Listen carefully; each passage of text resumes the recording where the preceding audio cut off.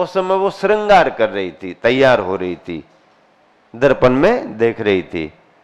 अब उसको कुछ पता ही नहीं, पता होता तो स्वागत सत्कार करती, परिचय होता कि ये नारद जी हैं, दरबार में आए हैं, स्वामी ने भी इनका सम्मान, ऐसा कुछ उसको पता नहीं।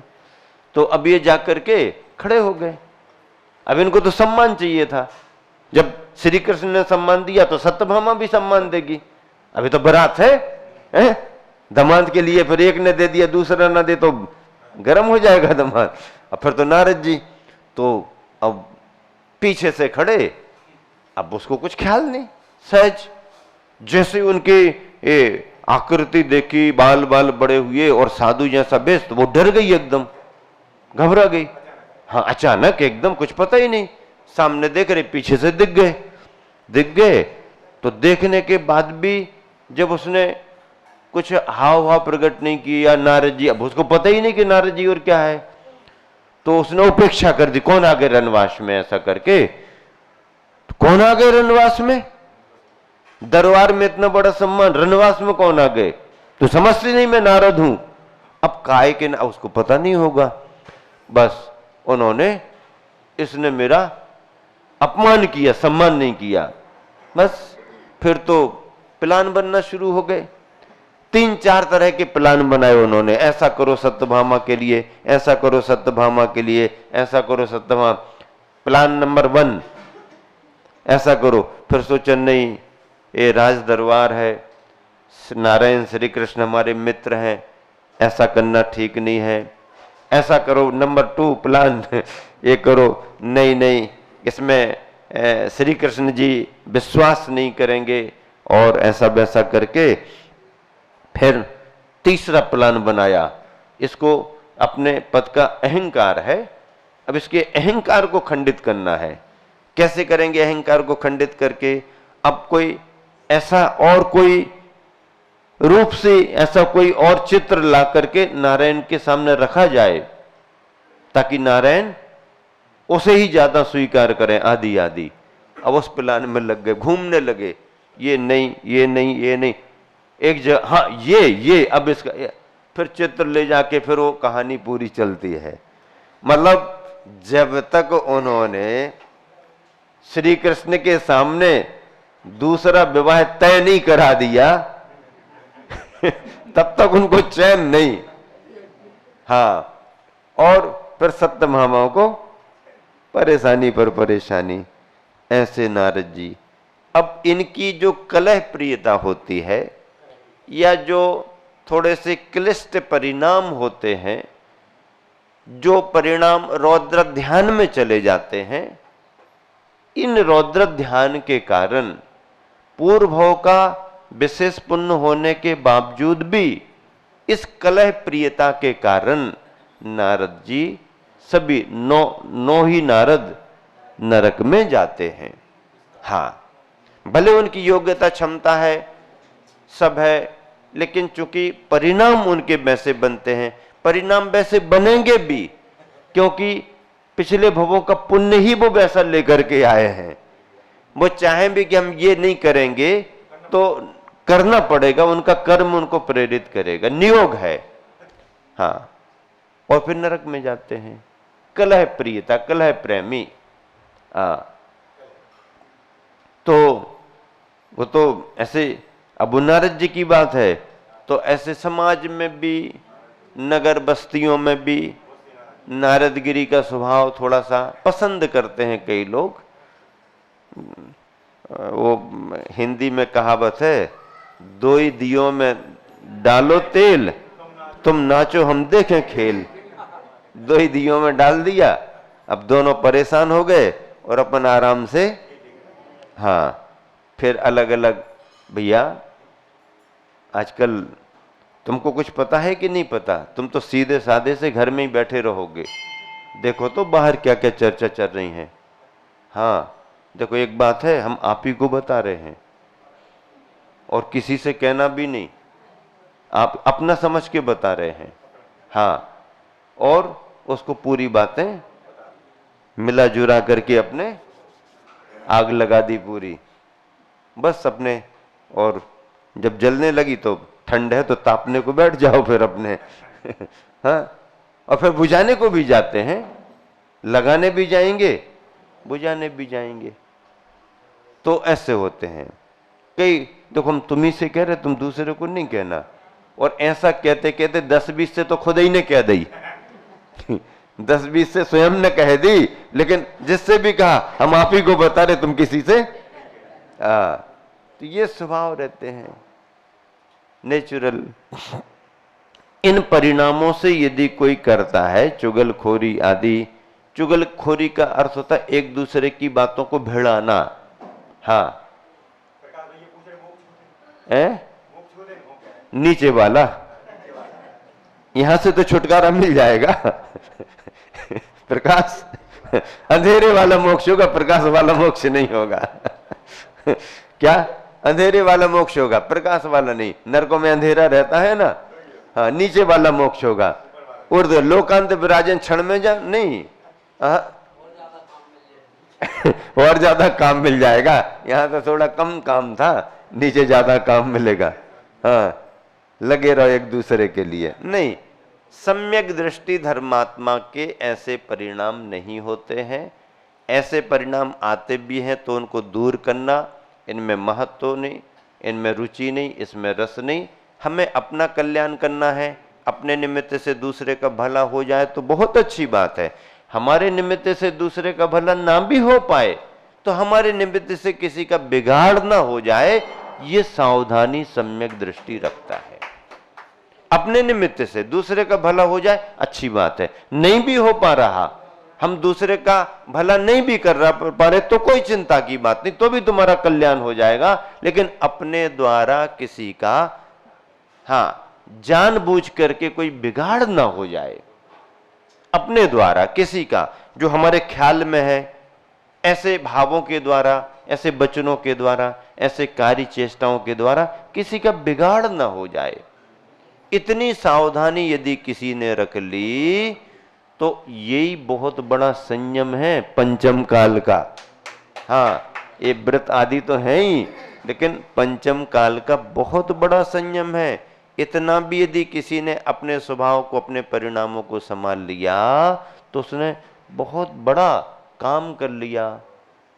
ये आसान नहीं है, इसलिए तो दुनिया में ऐसे लोग बहुत मिलते रहते हैं, बहुत मिलते रहते हैं। दूसरों को लड़ा झगड़ा करके खुश होने वाले, दूसरे का बिगाड़ कर दें और फिर बाद में उसकी पंचायत निपटाने को भी पहुंच जाएं।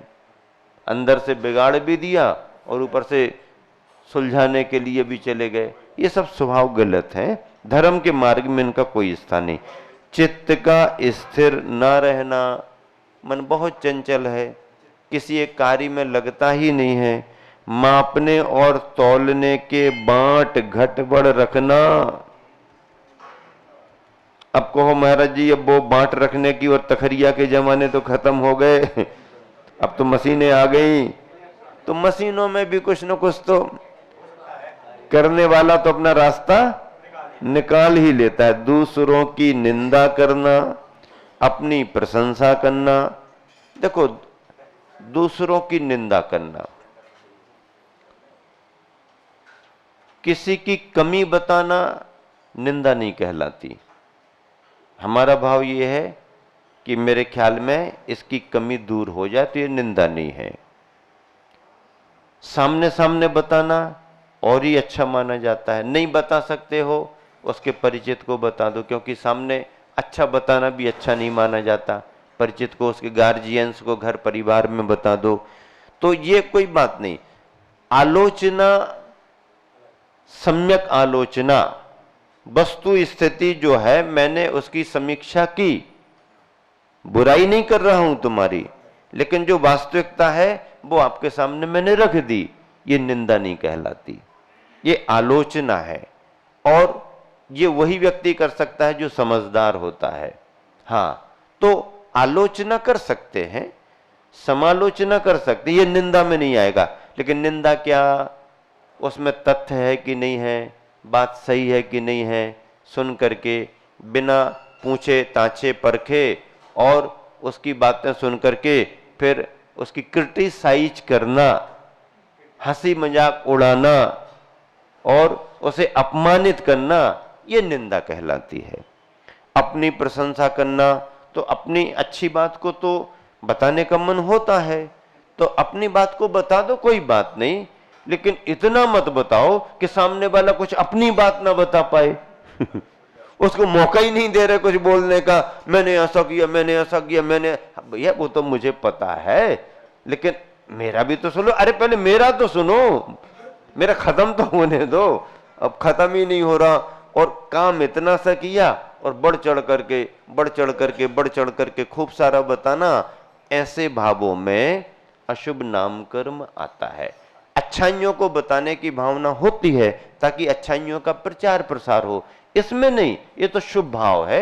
अच्छाई मुझे मिली, प्राप्त हुई, आपको भी मिले, ऐसी बातचीत रखना वो अलग है, लेकिन काम थोड़ा सा करता, बड़ा बड़ा चढ़ा करके बताना और फिर अपनी अपनी प्रशंसा करना, दूसरे में अच्छाइयां भी हैं तो भी उसकी चर्चा नहीं करना। तुम अपनी अभी छोड़ो, मेरी तो सुनो पहले। तो दूसरे की अच्छाइयों को सुनना नहीं और अपनी अपनी बातें बताना, अपनी प्रशंसा करना, ये अशुभ ना।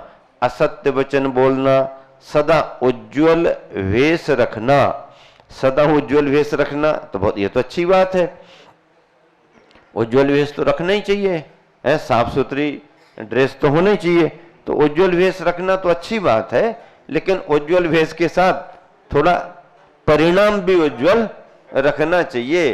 परिणाम कैसे हैं भगवान जाने, लेकिन एकदम बिल्कुल फना फन, हाँ एकदम टिनो पाल।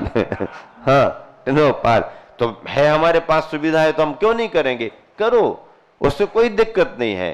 साफ सुथरा पहनाव होना चाहिए, लेकिन उसके साथ अपने परिणाम भी मुद्रा के अनुरूप, ड्रेस के अनुरूप कुछ तो साफ सुथरे होना चाहिए। ड्रेस पहन ली है साफ, तो इसका मतलब बिल्कुल हम साफ हो जाएं? अरे ड्रेस नहीं भी पहन पाओ साफ और परिणामों को साफ रखने लगोगे तो तुम्हारी मैली ड्रेस भी अच्छी लगने लगेगी।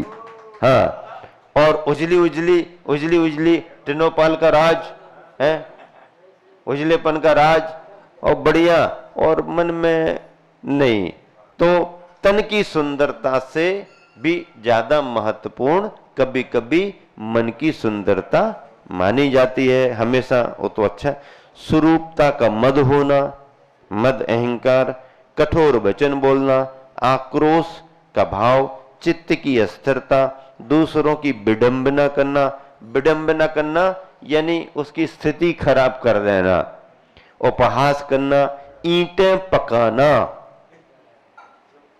ईंटें भट्टे आदि लगाना, ईंटें पकाना, प्रतिमा तोड़ना, प्रतिमा का ध्वंस करना, जिनालय का ध्वंस करना, तीव्र क्रोध, मान, माया, लोभ और पाप कर्म से आजीविका करना।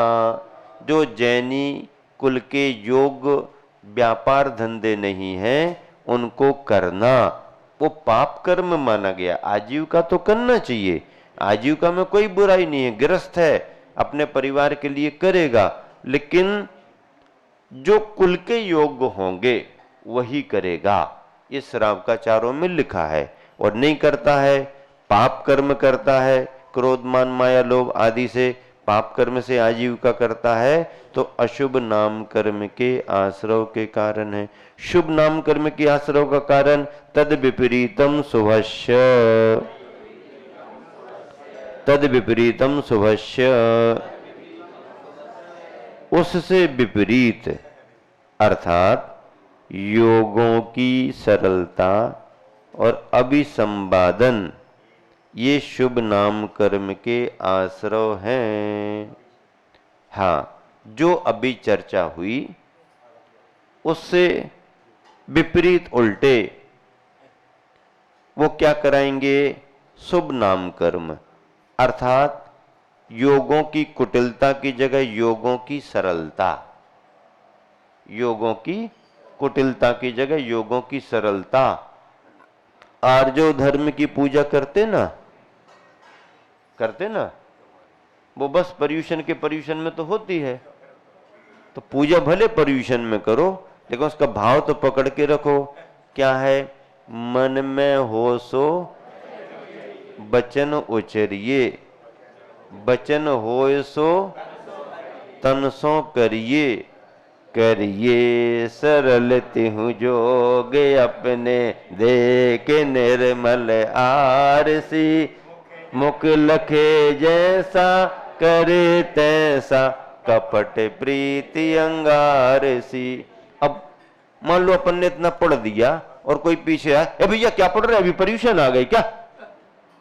मतलब कई लोगों का काम तो केवल पर्यूषण में ही पढ़ने का है, बाकी साल भर देखना ही नहीं क्या लिखा है उसमें, हमने क्या पढ़ा था उस समय, फिर ध्यान। अगर कोई पढ़ दे भैया इतना भी नहीं मालूम तुमको, ये पूजा तो पर्यूषण में पढ़ी जाती है, हाँ पर्यूषण की पूजा है, अभी तुमने क्यों पढ़ दी?